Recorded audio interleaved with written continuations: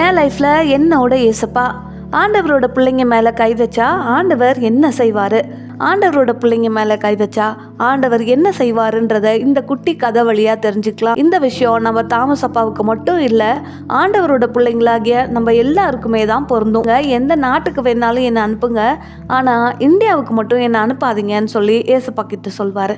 ஆனால் ஏசப்பா அவரை 6 வெள்ளி காசுக்கு வித்துருவார். அப்படிதான் தாமஸ் அப்பா இந்தியாவுக்கு வரார்.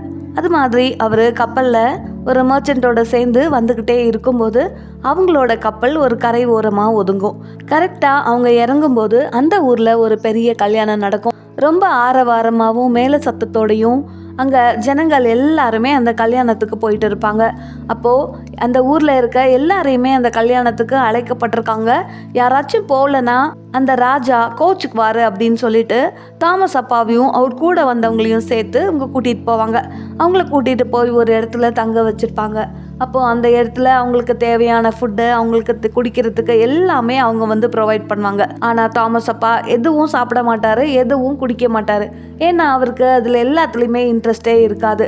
அவர் அமைதியாக தரையை பார்த்துட்டு அமைதியாக உட்காந்துட்டு இருப்பார். அந்த நேரத்தில் அங்கே புல்லாங்குழல் வாசிக்கிற ஒரு பொண்ணு, அவங்களுக்கு ஹீப்ரு மொழி தெரியும். அவங்க புல்லாங்குழல் வாசித்து அங்கே இருக்கவங்களை எல்லாரையும் மகிழ்விச்சுட்டு இருப்பாங்க. அங்கே ஒரு வெயிட்டர் வந்து எல்லாருக்குமே ட்ரிங்க் சர்வ் பண்ணிட்டு இருப்பார். ஆனால் தாமஸ் அப்பா எதுவும் சாப்பிட மாட்டார், எதுவும் குடிக்க மாட்டார். அமைதியாக எதுலேயும் இன்ட்ரெஸ்ட் இல்லாமல் நிறைய பார்த்துட்டு உட்காந்துருப்பார். ஏன்னா அவரோட வேலை அது இல்லை, அவர் வந்த வேலையே வேறு அப்படின்றனால அவருக்கு எதுலேயும் இன்ட்ரெஸ்ட் இருக்காது. எவ்வளோ தூரம் நீங்கள் கல்யாணத்துக்கு வந்துட்டு எதுவுமே சாப்பிடலன்னா குடிக்கலன்னா கல்யாணத்துக்கு வந்து என்ன அர்த்தம் அப்படின்னு கேட்பாங்க. ஆனால் தாமஸ் அப்பா ஒரு பதிலும் பேச மாட்டார், அமைதியாக குனிஞ்சு தரையை பார்த்துட்டே இருப்பார். இதை கவனிச்ச அந்த வெயிட்டர் என்ன பண்ணுவார் அப்படின்னா, வேகமாக தாமஸ் அப்பா கிட்ட அட்டாக் பண்ணுற மாதிரி அப்படியே பக்கத்தில் வந்து அவரை இடிப்பார். இடித்த உடனே தாமஸ் அப்பா சொல்வார், உனக்கு விண்ணுலகத்தில் வேணும்னா மன்னிப்பு கிடைக்கலாம், ஆனால் மண் உலகத்தில் உனக்கு மன்னிப்பு கிடைக்கவே கிடைக்காது. என்ன இடித்த இந்த கைகளை நாய் கவ்விட்டு போகும் அப்படின்னு சொல்வார். அவர் ஹீப்ரு மொழியில் சொல்லியிருப்பார். இது அங்கே இருந்தவங்க யாருக்குமே புரியாது, அந்த புல்லாங்குழல் வாசித்த அந்த பொண்ணுக்கு மட்டும் ரொம்ப கிளியராக புரியும்.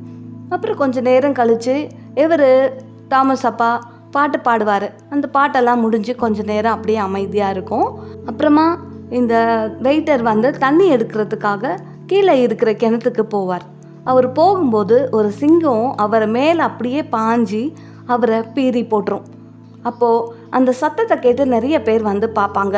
பார்க்கும்போது யார் இவருன்னு யாராலையும் கண்டுபிடிக்க முடியாது.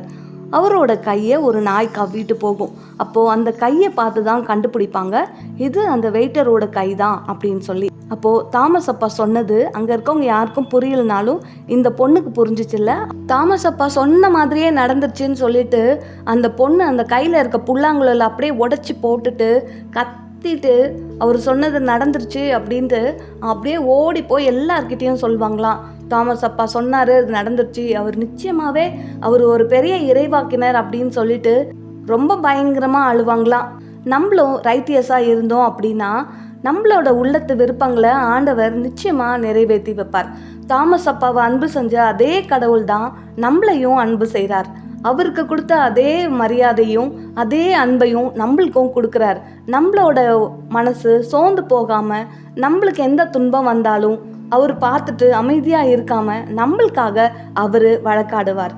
வெஞ்சன்ஸ் இஸ் மைன், பழி வாங்குவது என்னோட உரிமை அப்படின்னு சொன்ன கடவுள் நம்மளுக்கு எந்த கஷ்டம் வந்தாலும் நம்ம அமைதியாக இருந்தோம் அப்படின்னா கடவுள் நம்மளுக்காக வழக்காடி நம்மளோட நீதியின் தேவன் நம்மளுக்கு வெற்றி கிடைக்க செய்வார்.